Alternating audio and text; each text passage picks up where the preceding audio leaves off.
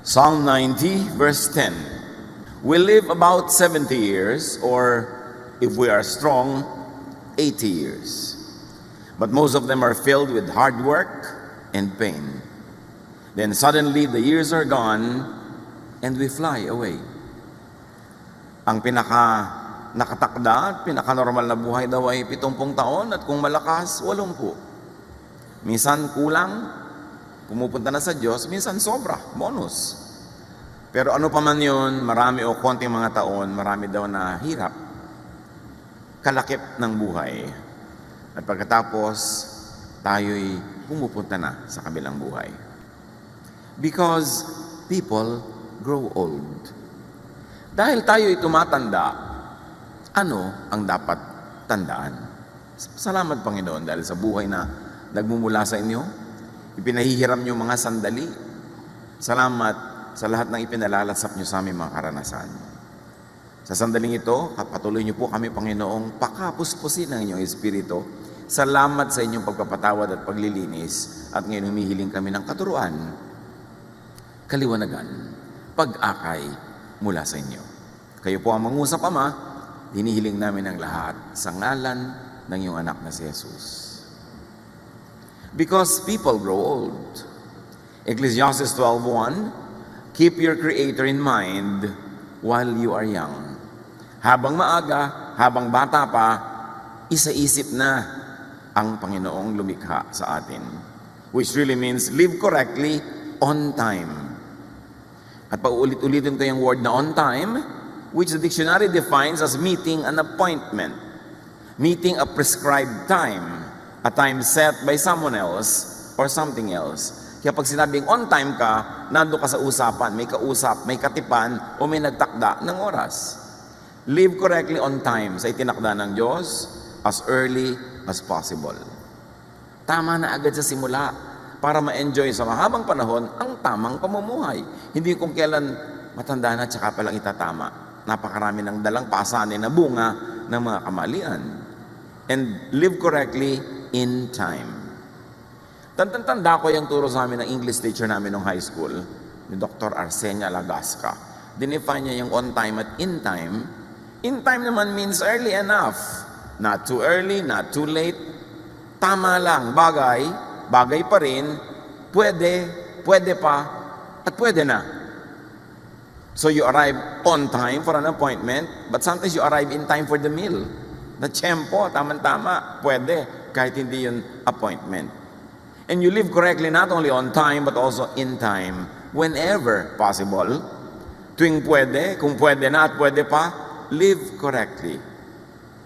In fact, because people grow old, live correctly now all the time.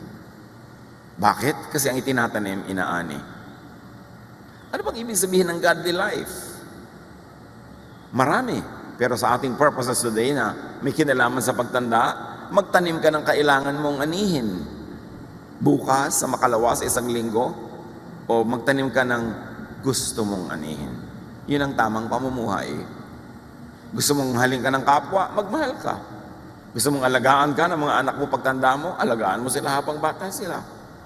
Gusto mong umani ng maraming mga makakain, magtanim ka ng pagkain, or equivalent nun sa practical na buhay. Live correctly. Mula pinakaunang araw na meron tayong isip hanggang dumilim ng ating isip o sumakabilang buhay and all the points in between.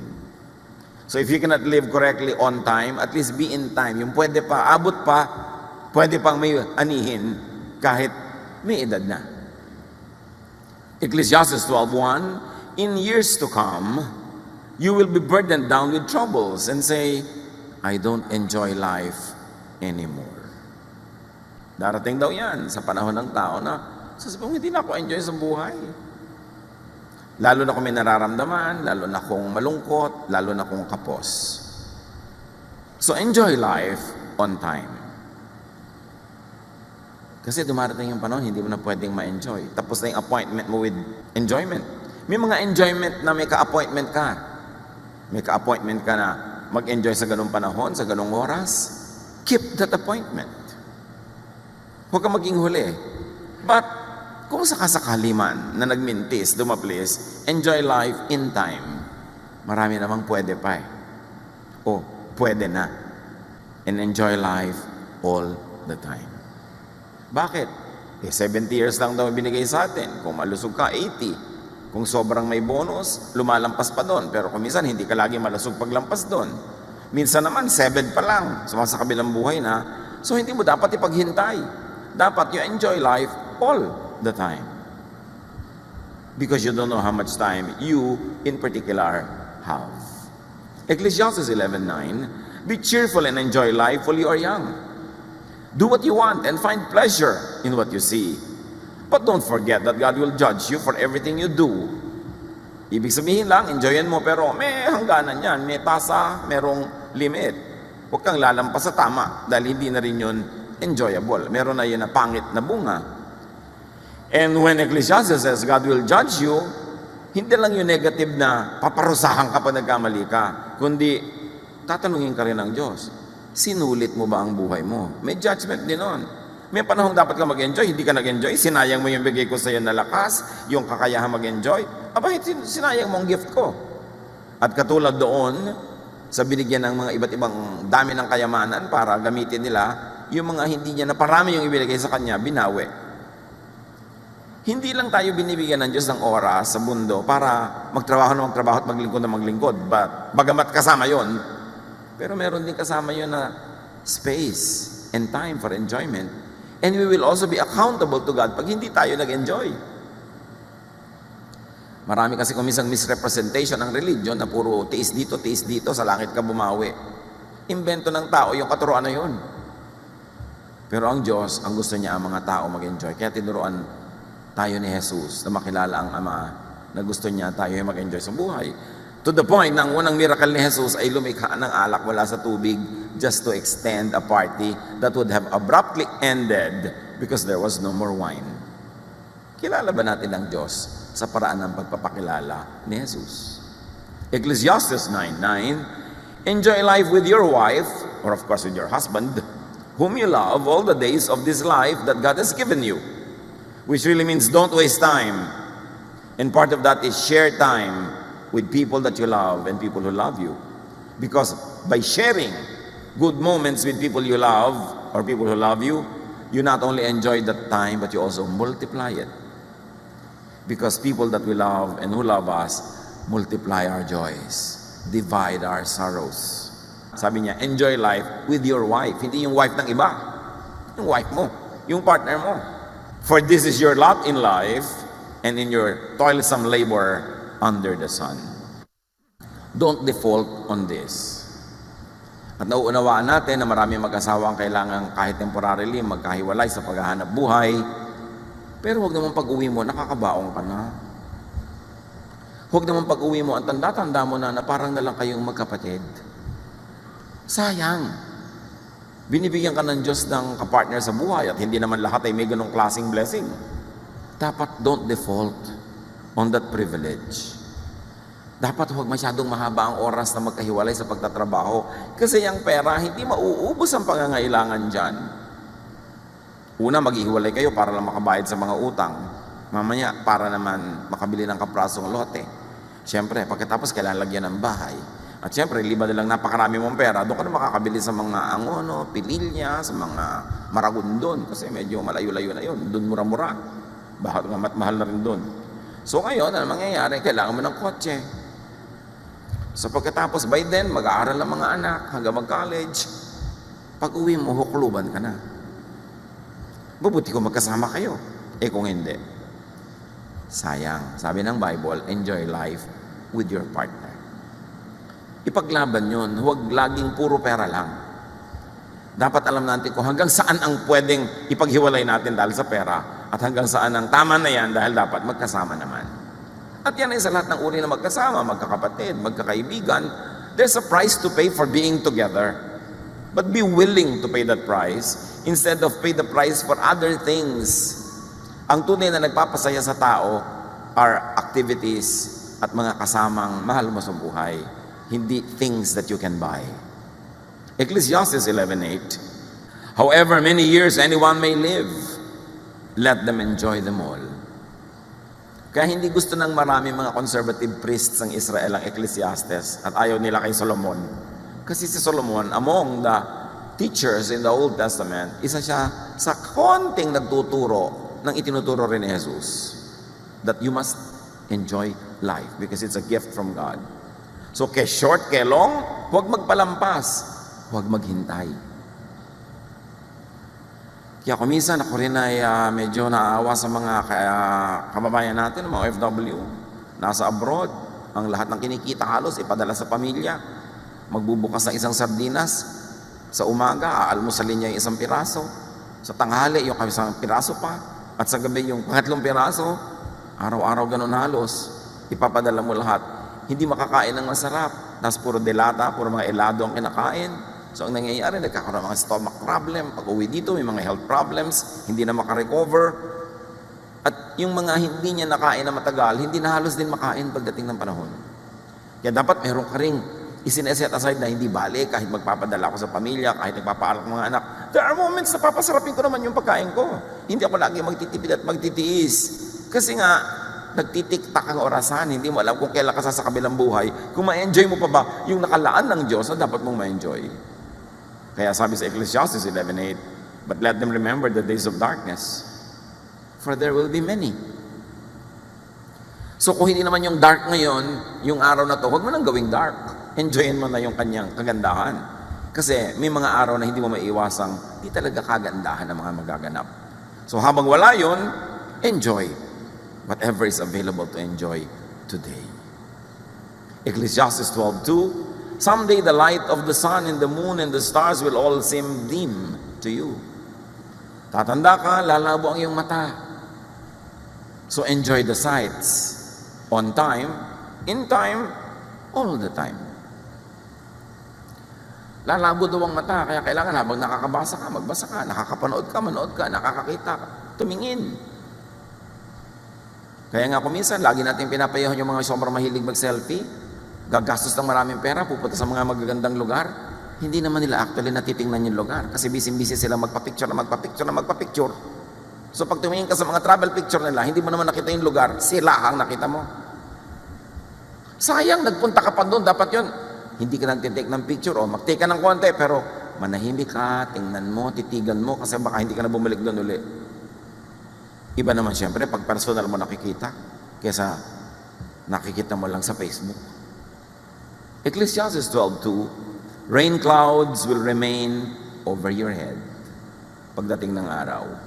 So habang maaga, go out. Kasi uulan at uulan, darating yung mga panahon na hindi pwede. Be out. Live your life. Live your truth. Enjoy your life. Kasi hindi mo alam kung kailan yung deadline ng earthly life mo. Ecclesiastes 12:3, your body will grow feeble, your teeth will decay, and your eyesight will fail. Hihina ang mga kasukasuan, maglalaglagan ang mga ngipin, lalabo ang mata, therefore be active habang kaya. Kung pwede na, active na. Kung pwede pa, active pa rin. All the time. Because you have all the time to be old. If you'd be given many, many years. Huwag ipaghintay. Dapat everyday meron kang konting bakasyon kahit ilang minuto. Bakasyon from others. Yung matahimik naman yung tenga mo sa bunganga ng kasama mo. Alam, meron ka ilang minuto man lang na everyday na ganun. Huwag mo ipaghintay ng after 1 year tsaka ako magbabakasyon. Kasi baka mamaya, bawian ka na ng buhay, hindi na dumating yun. So meron ka dapat ine-enjoy na konting, kahit konti lang na pagkain everyday, hindi mo magtitiis ka, next month na ang kain. May konti kang iniaagaw. May konti kang time to enjoy, to relax, every day. Because the Lord's blessing is new every morning. You must not allocate the blessings for today para bukas. Gamitin mo ngayon. And you must not borrow tomorrow's blessings para naman splurge mo today. May panahon, kaya nga dapat on time. Ecclesiastes 12:4, the noisy grinding of grain will be shut out by your deaf ears. But even the song of a bird will keep you awake. Bakit nga ba? Pagka tumatanda na, humihina na tenga, isinisigaw mo na hindi pa marinig. Pero kung minsan man, huni lang ng ibon, hindi makatulog. Therefore, habang kayang-kaya pa ng tenga, listen hear what you want to hear. Kung gusto mo ng ganong music, kung gusto mo ng ganong nadidinig, pakinggan mo siya. At huwag nating takpan ng tenga ng kapwa natin para huwag iparinig sa kanila yung gusto nilang marinig. At huwag nating laging punuin ang boses natin ng mga tenga nila dahil hindi naman tayo sure kung yun ang gusto nila marinig. Hindi ko mo, asawa mo, partner mo, kapatid mo, kaibigan mo, lagi nang yung punong-puno na yung tenga, umaapaw na yung tenga niya sa boses mo. Kailang bibigyan mo siya ng pahinga kasi baka hindi yun ang gusto niyang marinig sa oras na yun. Ecclesiastes 12:5, you will be afraid to climb up a hill and walk down a road. Darating ang panahon, konting burol lang, ayaw mo nang akyatin, o ayaw mong bumaba. So, habang kaya, habang pwede na, at habang pwede pa, climb, walk. At huwag tayong mga hawa ng ating mga takot. O natatakot kang sumakay ng aeroplano, huwag mong takutin ang lahat. Sasakay ka. Hindi ka ba nininervous sumakay? Hindi ka natatakot pagka may tagtag? Hindi ba naiisip na may crash kahapon? Yung ganun. Yung mga takot mo, sarilinin mo na lang. Huwag mong takutin ang iba. Kasi ikaw nga, kinukulong ng takot mo eh. Di ba? Nakakadena ka, nakakulong ka dahil takot ka. Tapos gusto mo ikadenad yung iba. So, huwag kang manghawa ng fears. In fact, set people free from fears. Ecclesiastes 12:5 and 7, your hair will turn as white as almond blossoms. You will feel lifeless and drag along like an old grasshopper. Huwag naman kayo ma-depress sa mga binabasa natin, ha? Kasi hindi depression ang goal nito. Kundi ma-realize mong darating yon, so bago dumating yon, dapat samantalahin mo ng panahon. At pag dumating na yon, tanggapin mo. We each go to our eternal home, and the streets are filled with those who mourn. So our bodies return to the earth, and the life-giving breath returns to God. Yun ang good news. Igugupo ang katawan mo, huhina, para bumalik sa lupa. Pero may namang good news yan eh. Yung spirito mo naman, babalik sa Diyos. Tiyakin mo lang, bago mo isole yung katawan mo sa lupa, sulit. Hindi mo nagamit yung katawan mo dahil puro espiritu lang inisip mo. Puro sa kabilang buhay, nandito ka pa. Pag nandito ka, nandito ka. Pag sumakabilang buhay ka, sumakabilang buhay ka. Heaven can wait. And you have all the time for eternal life. And it is so long. So dapat yung buhay dito, buhayin. Because you will not be in your body again. You will not have your physical body for long. You will not always be physical. Because a time will come and you will just be a spirit. So live in the body all the time. Basta pwede na at hanggang pwede pa. Kaya on time and in time. In other words, get physical. Sobrang dinidemonize sa mga religious people yung to get physical. Kung ayaw ng Diyos ng katawan, ba't tayo binigyan?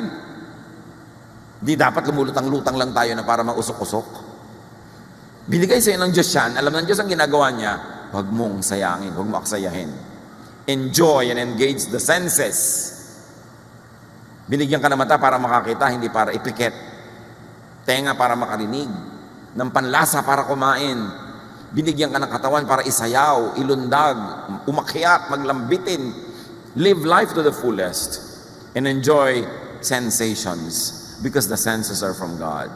Feel and be felt by those around you. Ecclesiastes 11:8-10, even if you live to a ripe old age, you should try to enjoy each day because darkness, meaning physical death, will come. Either your death or the death of other people. So while you are here, live. While they are here, live with them and let them be alive. Because darkness will come. And when darkness or death comes, we must not be possessed by regrets. Dapat ang nakasulat sa lapida natin, sulit. Diba? Sulit. Ba, talagang sulit. Talagang ginawa niya ang lahat ng pwedeng gawin. Kaya sabi sa verse 10, rid yourself of all worry and pain because the wonderful moments of youth quickly disappear. Huwag yung ang lagi mong iniisip yung mga alalahanin, mga nakakatakot, mga problema, magagalit ang Diyos. Konting-konti lang kinakagalit ng Diyos, yung hindi ka loving sa iba.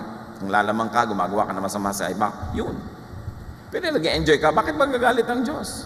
Uy, ang laki-laki naman ng leche plan sa halo-halo mo, magagalit si Papa Jesus. Yung mga tao, lagi ang tingin na lamang sila sa Diyos, lagi na lang magagalitin. Do not rob the youth of their youth. Mga matatanda, yung mga youth, hayaan nyo maging youth. Huwag nyo sila itulad sa inyo kasi matanda na kayo, sila hindi pa. Huwag nyo pilitin sila na kumilos na parang kayo, kaya nga kayo mahinin, hindi naman dahil mahinin, may rayuma kasi. Di ba? Nung nga mga bata pa kayo, hindi rin kayo magagaslaw ng konti. Yung lagi pag may masaya, pinandidilatan. Pag may malakas tumawa, pinandidilatan. Pagka may kasamang BF, galit na galit ang mga titang old maid. Ano inggit? Ayaw nyo mag-enjoy ang mga bata. Itutulad nyo sa inyo. Siyempre, dapat merong modo, merong iniingatan, merong hangganan, pero huwag sobrang pigil. Kasi hindi naman sila bata matagal eh. Sandali lang. Sandali lang. Pag lumampas, kaya tuloy ang tanda na, doon nagbabata-bataan. Kasi bumabawi. Do not fast forward old age because you have all the time to be old. Meron pa, huy, ang tanda mo na, ba't ganyan ang suot mo? Kailan ko pa isusuot sa burol? Hindi ko na nga naisuot nun, hindi ko pa isusuot ngayon. Pipigilan mo pa ako. Puro tayo pigilan ng pigilan. Ba't nga ba? Anong culture yon? So prepare for and address senior issues like illness because it will happen 99% of the time. Therefore, as early as possible, live as healthfully as you can. Alam na naman natin yung mga rules of nutrition, mga hindi mo dapat kainin, mga pwede mong kainin. Although may mga fringe issues. Tama ba ang kape? O maganda o pangit? Magkakaibang mga points of view. So pakinggan mo yung katawan mo. Na, yung mga experts hindi nagkakasundo, di ang pakinggan mo yung katawan mo. Ano bang ginagawa sa'yo ng kinakain mo, ng iniinom mo? Proverbs 25:16, eating too much honey can make you sick. Which really should be expanded to a meaning that having too much of anything good or having too little of needful things could be harmful. 1 Timothy 5:23, stop drinking only water. Take a little wine to help your stomach trouble and the other illnesses you always have. Tapos dinidemonize naman ng mga relihiyosong wine. First miracle nga ni Jesus, wine eh. Lalayo ka pa. Huwag ka lang siyempre magpasuray-suray na lasing dyan na hinahabol mo na lahat ng tao. Pero yung sabi niya, stop drinking only water. Minsan helpful na meron ka ibang iniinom tulad ng wine. Bakit nga ba minamasama? Lord Supper naman, wine. Dapat nating reviewin yung mga values natin, yung mga inilagay na kadena ng mga relihiyon at mga lolo't lola sa utak natin. Kung hindi kailangan at hindi sinabi ni Jesus, lagutin so that you will enjoy life. Bago ito mabawi o bago ka humina. And yung mga bata-bata pa dyan, help seniors prepare for and address senior issues. In other words, kung ikaw ay anak, ikaw ay apo, ikaw ay pamangkin, may aalagaan kang tumatanda na, live healthful lifestyles. Turuan natin sila tulungan to live their lives to be healthful at ang atin din. Kasi anak, under normal circumstances, dapat ilibing mo ang iyong magulang, hindi ikaw nilibing. Masakit maglibing kahit ng sino, pero yung normal dapat, ingatan mo ang buhay mo kung hindi dahil hindi ka careful, ang aga-aga mo namatay, yung magulang mo pa maglilibing sa'yo. Unfair. So, niyayaya ka ng barkada mo, halika, magmotorsiklo tayo sa bangin. Yung mga magulang ko, alagaan ko pa pagtanda, pag namatay ako, kasi yung mga alaga. Di ba? Dapat meron kang ganong care. Pine-preserve mo ang buhay mo dahil meron ka pang aalagaan. Napaka-importante kayong mga matatanda o mga may sakit na wheelchair bound. Hindi na sila mobile. Dapat nagiging mobile sila at kung habang pwede pa. Prepare and address senior issues for illness without money. Pero marami may issues with money. So invest, earn, and save on time. Kasi tatanda din kayo eh. Hindi yung ting may pera, uubusin sa gadget, uubusin sa latest. Alam niyo yung cellphone na yan, every month may bago. Pag sinundan mo ng sinundan yan, hindi ka natitigil bumili. Basta nakaka-text ka, nakakatawag ka, hindi ba sapat yun? Talagang kailangan mo ilagay yung buong Encyclopedia Britannica doon sa loob. Hindi mo lang binabasa. Importante na mag-save. Mga young people ngayon, puro gastang inaatupag. Palibas at maraming kumikita ngayon na young people. Pero lahat na ng uri ng kape, sinisikmura kayo ng iniinom. Ang mahal-mahal. Kailangan mag-save kayo and help seniors earn or save by not needlessly asking for money from them. Pag yung magulang natin, matanda na, tayo naman, mga nasa edad na, dapat mabaligtad na, hindi na tayo hingi ng pera. Tayo na ngayon dapat magbibigay. Help seniors earn or save by giving them money. Not ito keep on asking. Hindi yung 50 anyos ka na, humihingi ka pa sa nanay mo ng panload. Kailan pa siya magpapahinga? At sa lagay, lagi na lang ikaw ang aalagaan niya. Kailan pa yun mababaligtad? Kaya napakasama niyang drugs. Kuminsan yung natutunaw ang utak ng mga nagiging sobrang dependent, ang tanda-tanda na, pati yung laman ng savings ng nanay niya, ninanakaw pa kuminsan dahil nasisira ang isip. Kaya mahalagang bantayan mo sarili mo, magpakatino ka, magpakayos ka, kasi may magulang kang dapat mo itaguyod. Pag hindi ka nagpakatino, di ikaw pa rin ang itataguyod ni magulang. Hindi na mare-reverse yung mga roles nyo. Mark 7:11, sabi ni Jesus sa mga religious people, na yung mga religious people, sinusurusulan yung mga tao na kahit hindi nyo na ibigay sa magulang nyo yung pera nyo, ibigay nyo lang sa temple, okay na yon. Sabi ni Jesus, you let people get by without helping their parents when they should. You let them say that what they own has been offered to God. You won't let those people help their parents. And you ignore God's commands in order to follow your own teachings. So pinapagalitan ni Jesus yung mga religious leader na sinususulan yung mga tao, basta i-donate nyo sa temple kahit hindi nyo naibigay sa magulang nyo. Sabihin nyo, binigay nyo sa Diyos. Sabi ni Jesus, invento nyo yan. Ang gusto ng Diyos, yung mga magulang, bigyan nyo. Hindi yung puro inubos nyo na sa either sa relihiyon, o inubos nyo sa bisyo, o inubos nyo kung kani-kanino. Dapat may parte ang magulang nyo. Jesus says that God commands children to help parents. Tatandaan nyo mga anak, ang pang-parents, pang-parents. Sabi yun ni Jesus, ang pang-temple, pang-temple, ang pang-gimmick, pang-gimmick. Pero ang pang-parents, hindi dapat yan nabubura. Kahit mag-asawa ka pa, magkaanak ka, nandiyan yung magulang mo, hindi siya dapat nabubura sa listahan ng mga bibigyan mo. And parents also should do the same. Kasi may mga magulang naman na hindi naman nagiging mabuting magulang. Yung pera nila, pang kanila lang. Hindi nila buhayin yung mga anak nila, inuubos sila sa sarili nilang mga lakad, sarili mga bisyo. Sabi ng 2 Corinthians 12:14, children should not have to save enough for their parents, but parents for their children. Yan ay sa mga bata pang children, ha? Sa may bata pa mga anak, hindi kailangan sila ang bumuhay sa magulang. Dapat magulang ang bumuhay sa kanila. Pero pag tumanda na yung mga magulang at may edad na yung mga anak, baligtad naman, sila naman ang bubuhay sa magulang nila. You exchange places. You reverse roles.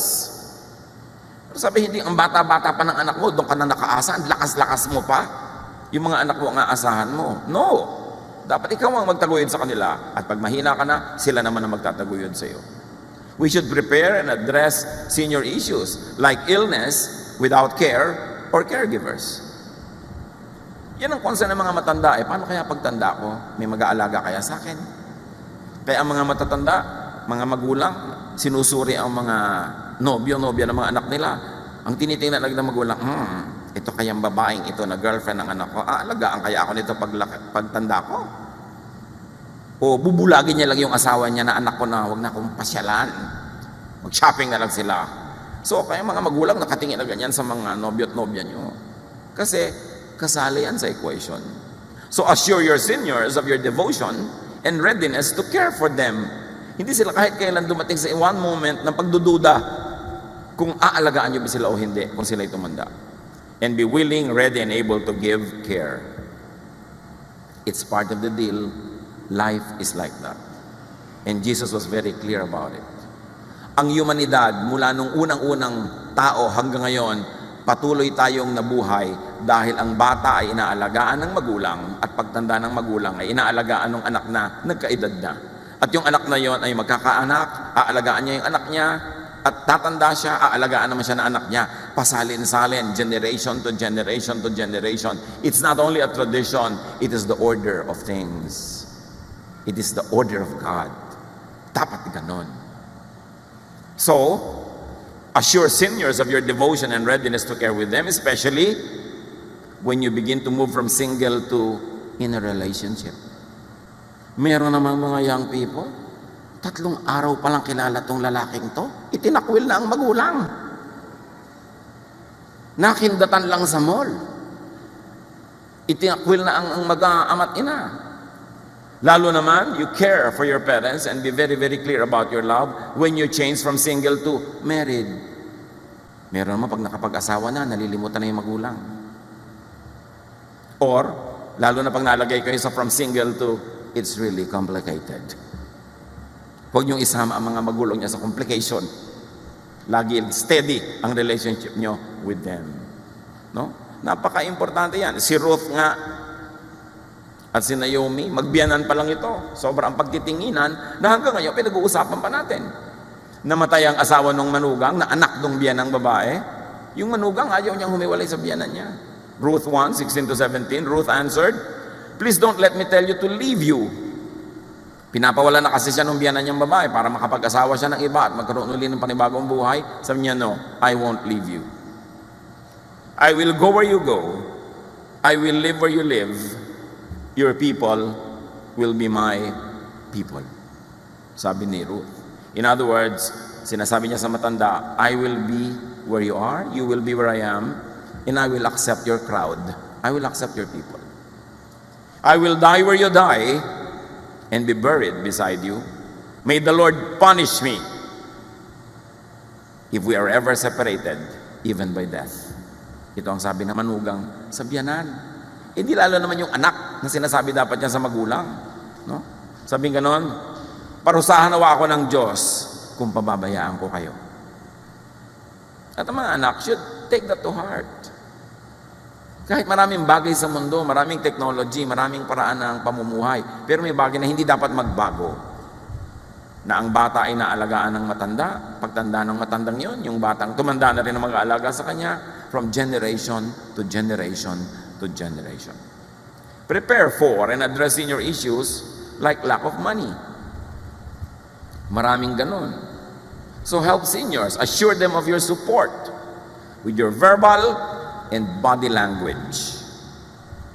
Maraming mga magulang nagseselos sa mga boyfriend o girlfriend ng anak nila kasi mula nung nagkaroon ng boyfriend, girlfriend, talagang hindi mo na makita.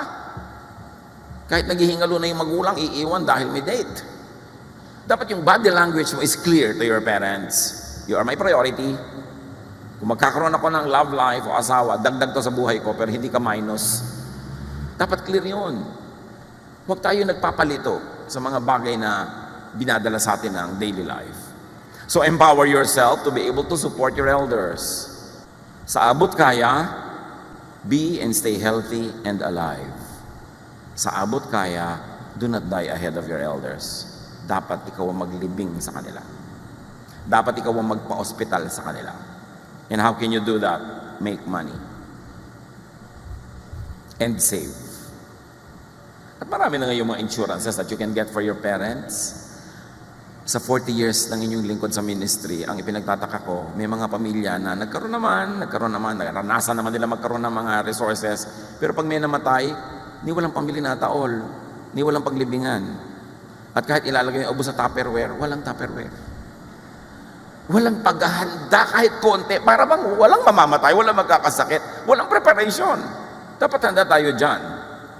1 Timothy 5:4, if a widow has children or grandchildren, o sabihin natin, if any elder, may mga itinataguyod siya mga bata, they should learn to serve God by taking care of her, as she once took care of them. This is what God wants them to do. Pag daw merong matanda, lalo't namatay na yung partner niya, di nag-iisa na siya, malungkot na siya, wala man lang kumakamot ang likod niya.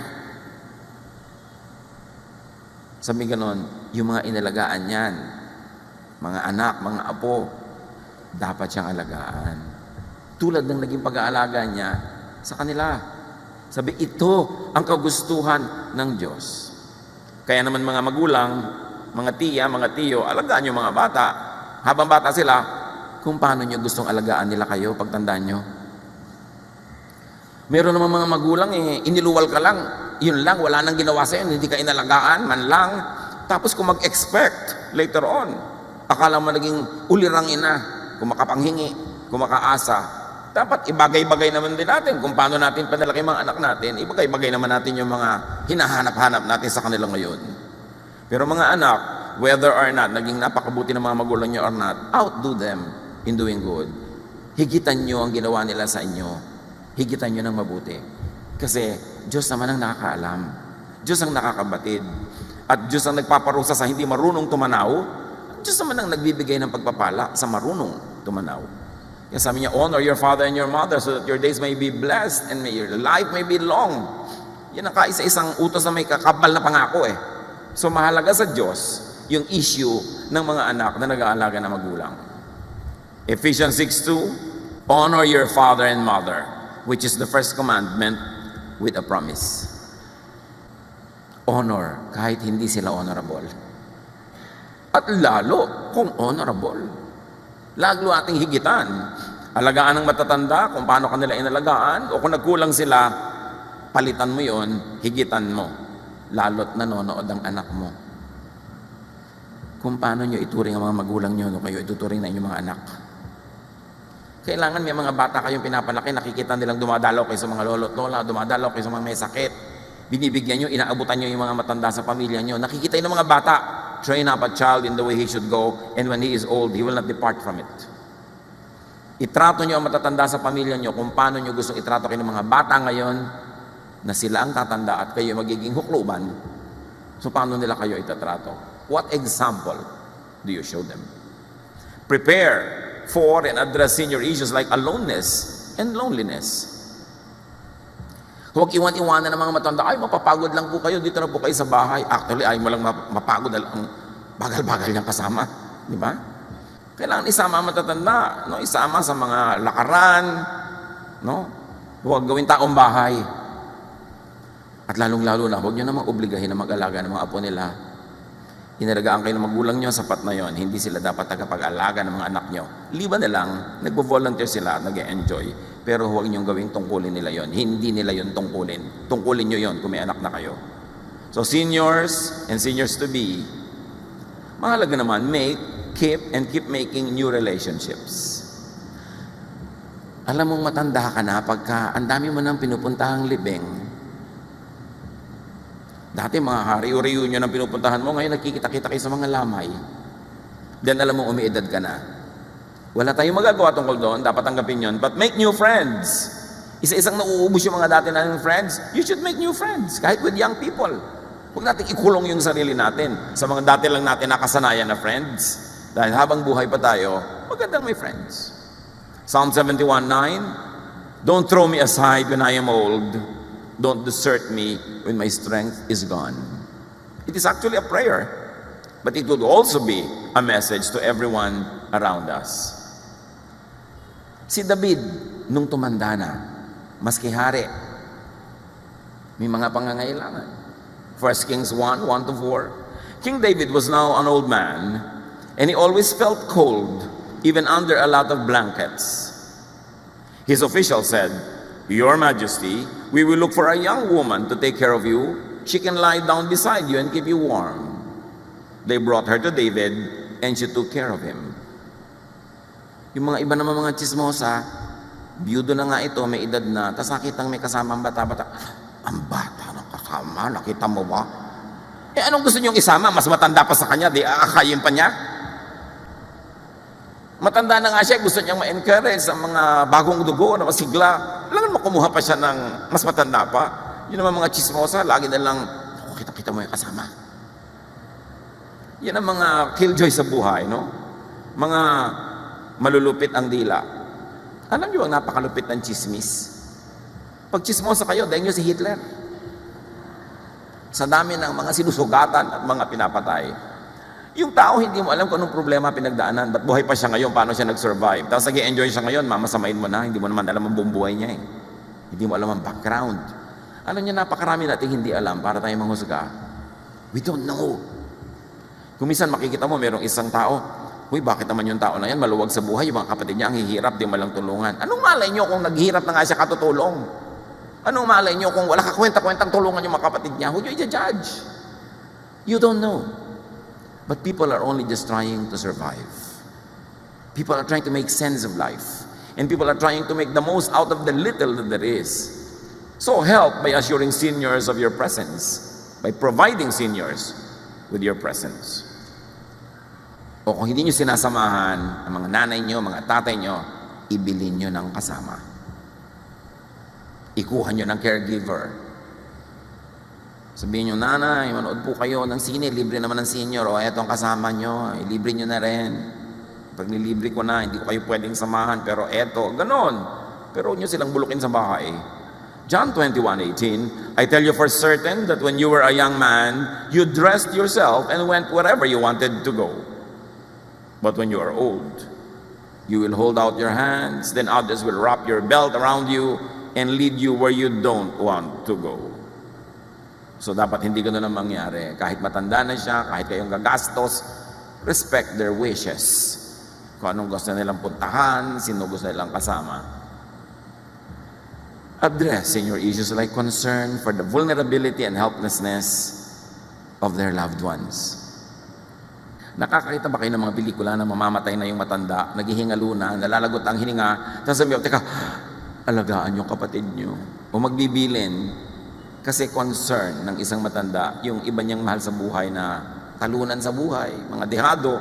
So, i-assure nyo sila sa abot ng inyong kaya na yung mahal nila na maiiwan, mamahalin nyo rin in their place. Tatangkilik nyo rin para tahimik sila. Genesis 37:3, Jacob loved Joseph more than he did any of his other sons because Joseph was born after Jacob was very old. So in other words, mas minahal nitong magulang yung anak na yun kasi ang tanda na niya nung isinilang si Joseph. Hindi na niya nabigyan ng first class care. So, nagme-makeup siya, binibigyan niya ng ganitong balabal, binibigyan niya ng care. Ganun talaga ang tao. So mahal yung magulang nyo, mahalin nyo rin yung mga mahal nila. Para matahimik ang loob nila. Kung ikaw naman yung anak na laging inaalala o alalahanin, help seniors by strengthening yourself. Ang pinakamagandang regalong maibigay nyo sa magulang nyo ay yung hindi na nila kayo iniisip at inaalala. Kasi okay naman kayo. So gawin mong okay ang buhay mo para mawala ka sa listahan ng mga pinoproblema na yung magulang. Proverbs 13:1, children with good sense accept correction from their parents, but stubborn children ignore it completely. Nagwawalda sila ng buhay na later on naman magulang nila ang nagsasuffer. Proverbs 28:7, you disgrace your parents and you make them worry if you make friends with worthless nobodies. Kaya concern ng mga magulang kung sinong kaibigan mo, sinong kasama mo. Kasi kung pahamak yung mga yan, mapapahamak ka.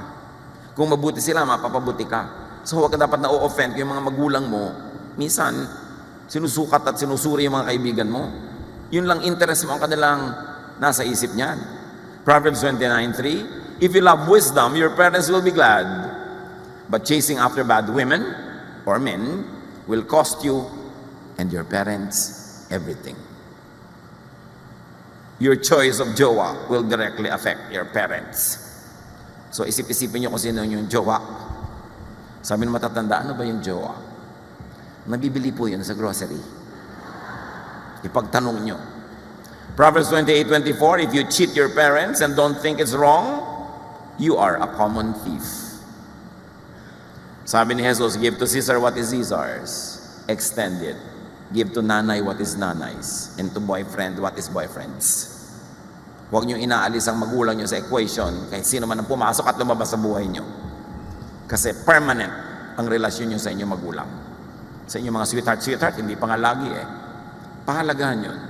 Help seniors by assuring them of your willingness and ability to help those they care about. 1 Timothy 5:8, people who don't take care of their relatives, and especially their own families, have given up their faith. They are worse than someone who doesn't have faith in the Lord. Sino doong mas masahol pa sa walang pananalig sa Diyos? Yung pinapabayaan ang sariling pamilya. Seniors naman, siyempre, behave. Encourage the young people in your family to be very helpful and kind to you by behaving.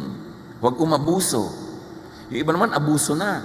Alam nyo naman na swelduhan lang yung anak nyo kahit hindi pa 15 o katapusan, hingi na kayo ng hingi na kung ano-ano. Ano siya? Magician. So dapat igalang din natin yung limitasyon ng ating mga anak. Huwag yung nagpapa-baby-baby tayo sobra na nagkakalubog-lubog na sila sa utang. Dapat lumagay sa lugar ang lahat. Tama ang kilos ng anak, tama ang kilos ng magulang, tama ang kilos ng mga biyanan, ng mga manugang. Yun ang peace on earth. And prepare and address your issues like death and afterlife. Prepare for yours and prepare for your parents, your elders' departure, their graduation. Mahalaga yun. About growing old, do not worry. Wala ka rin naman magagawa kahit ka maglala. O kung talagang kuminsan dinadapuan tayo ng worry, minimize worry. Itaboy, kontian lang. Sabi ni Jesus sa Matthew 6:25 and 27, I tell you not to worry about your life. Don't worry about having something to eat, drink, or wear. Can worry make you live longer? Why do you have such little faith? Ipabahala sa Diyos ang hindi natin kayang saklawan. Do what can be done on time and in time. Ecclesiastes 3:1 says, there is a time for everything, and there's a season for every activity under the heavens. So mayroong time, an exact spot for appointments with life. Yun yung on time, and there's an extended time called a season. Yun yung in time. Pwede na, pwede pa rin. May mga exact, mayroong mga hindi exact. Pero may oras para sa lahat. Make preparations for and attend to your elders' golden years and to your own. Seek spiritual and emotional stability as early as possible so that you will enjoy a long life of stability, and seek financial security and independence as early as possible. Mahirap kung mawala sa hirap yung pamilya na iisa lang kumikita, lahat gumagastos. Dapat yung lahat ng members may kanya-kanyang paraan ng pagkita kahit konti-konti. At nagko-contribute sila by saving resources and by investing. Hindi nagkapera ka, shopping agad. Hindi mo isiping magnegosyo kahit konti. Kailangan may ibang kumikita. Hindi pwedeng one income lang isang household. Unless pagkalaki-laki ng income na yon, nakagapos kayo lagi sa budget. Yung lagi natin ipinagdiriwang na woman of Proverbs 31, because the woman of Proverbs 31 works hard and smart, makes good money, and she does good to her family and to her neighbors, to the needy, because she manages her life, her family well, she could be cheerful about the future. Sabi, she can laugh at the days to come.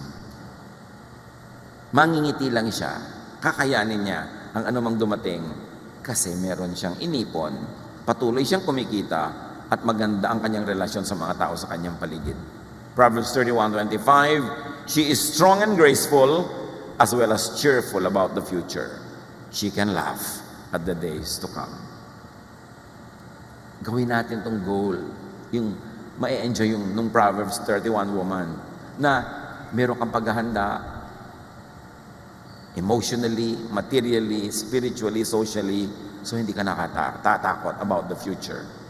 Every time, all the time, grow spiritually. Serve in God's work whenever you can, habang malakas ka pa.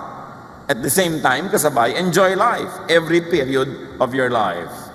Then meet your Maker. Yun ang buhay natin.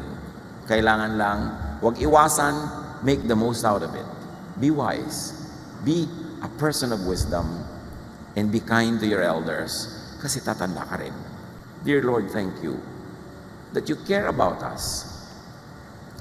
Na meron kang inilaan na kasiyahan, tungkulin, trabaho para sa amin, bilang bata, bilang kabataan, bilang young adult, at bilang seniors. Lahat ng periods of our lives, alam niyo, Panginoon, at may ibinigay kayong assignment, at ganoon din may ibinigay kayong mga privileges. Teach us to be wise, to know all of those, so that we can do our part and get our share. Pagbulay-bulayan natin mga kapatid, ang kahulugan ng mga ito sa ating pang-araw-araw na buhay.